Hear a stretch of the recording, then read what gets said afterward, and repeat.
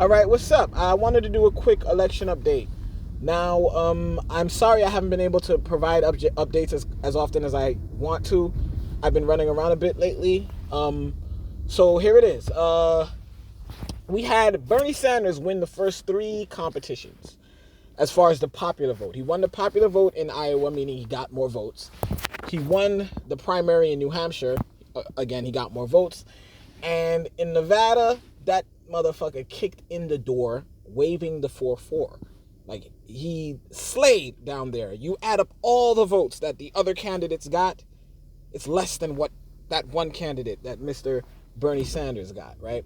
So he slayed down there, and his poll numbers did start to go up a bit. So the competition that we have coming this weekend is South Carolina. Now, South Carolina is kind of where Bernie started losing in 2016. That's kind of what started his losing to Hillary Clinton. He has trouble in the southern states because the southern states tend to be more conservative. Not only that, but he couldn't really get the black vote, or at least older black people didn't really like him. But we did see towards the end of that primary that his support amongst younger black people went up. And currently, I did see polling that indicated that in nationally speaking, Bernie Sanders is the most favored politician by blacks. And he beat Joe Biden because Joe Biden's been doing so poorly. However, with South Carolina coming up, like I said, we did have Bernie get a poll bump after Nevada, after that slaying that he did. He walked out of that bitch with motherfuckers' heads in a bag. He annihilated. After that competition, we saw Bernie's numbers go up a bit. Now, I saw a poll on Wednesday from...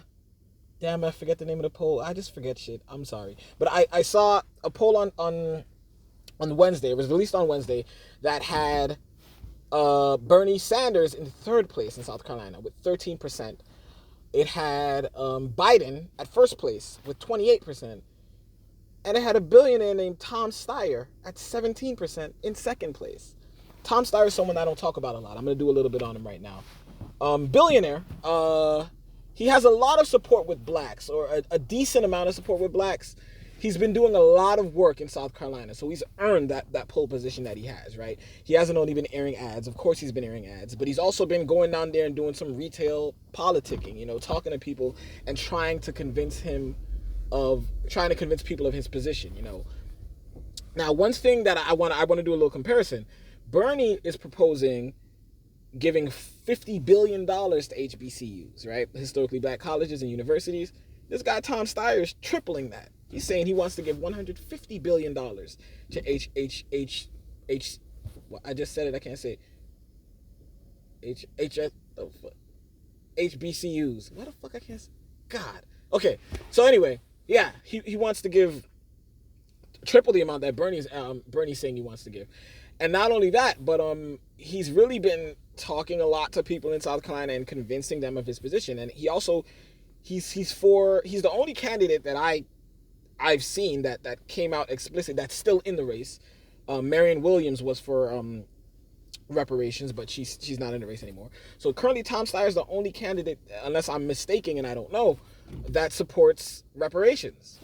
So he's doing really good with the blacks because I'm saying, why'd I say the blacks? It's like I'm Bill O'Reilly or some shit. What the fuck? He's doing really good with black people. And he's literally, he's espousing policies that they like, that black people like. They, me, whatever. So anyway, Tom Steyer is going to place pretty well. And it's interesting because I don't really talk about him a lot because he's just another billionaire and I don't give a fuck.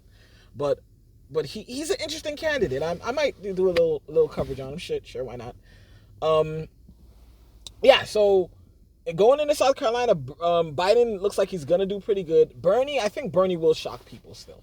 I think Bernie will shock people because the old narrative is that he doesn't do good with blacks. But like I said, as of late, he's now leading amongst the black populace in our country. So, it might not be enough time for him to place to win South Carolina, but I think he'll place okay. If he gets third, it won't be the worst thing. It'll suck, but it won't be the worst thing. Now, let me tell you, if he gets first in South Carolina, race done. Party done, go home. There's no way anyone else is going to win because... And I'll tell you why. 2 days after South Carolina is Super Tuesday. Or not 2 days after, but the following Tuesday, sorry. So you have South Carolina primary on Saturday, and then that Tuesday is Super Tuesday, which is a day when 12, I think, or 13 states go at the same time. One of the states going on Super Tuesday will be California. And California has the most delegates. And Bernie is leading in California. So this is what I mean. Like, it's when South Carolina comes, it's kind of, you don't really have time. The candidates don't have time to prepare any infrastructure or do anything in the Super Tuesday states, because Super Tuesday is literally a whole bunch of states just going the next Tuesday right after South Carolina, right? So it's going to be hard for Biden. Biden has one campaign office in California. Bernie got 22. Come on, Biden's not, you're not doing shit for yourself, bro. You're not. But that just my quick election update. Bernie won the first 3 competitions. Iowa, he won New Hampshire, he also won Nevada. No candidate has ever done that. He's made history already, and the competitions are just starting, and he's already made history.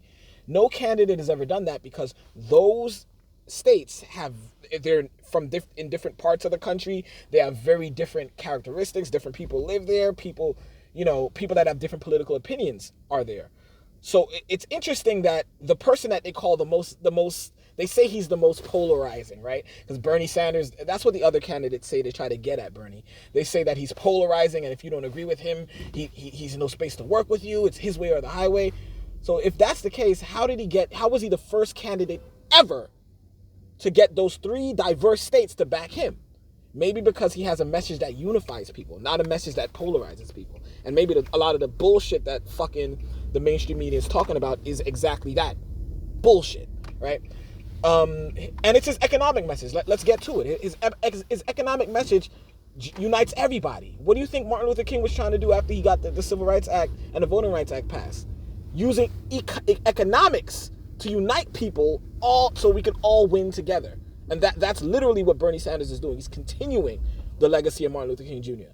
So South Carolina, did we agree with Martin Luther King Jr.? Like, is Bernie not making his case right?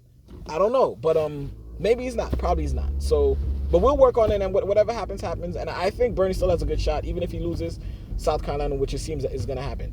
Now, I want to talk about the New Hampshire Republican primary a little bit, because Donald Trump won 100,735 votes in New Hampshire during the Republican primary.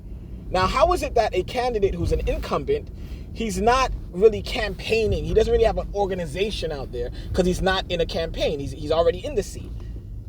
How is it that he's able to generate so many people coming out to support him? How? Because he has a galvanizing message. And this is what the Democrats need to realize and learn from what happened in New Hampshire as far as Trump is concerned. He got all of those votes. Let's have a comparable discussion. Obama in 2012, when he was going to get reelected, when he was going for his reelection, he got like 40,000 votes in New Hampshire. No one really came out for him like that. So how is it that a incumbent president has that much galvanizing has that much support, has galvanized that many people? How? Because he has a strong base that supports him.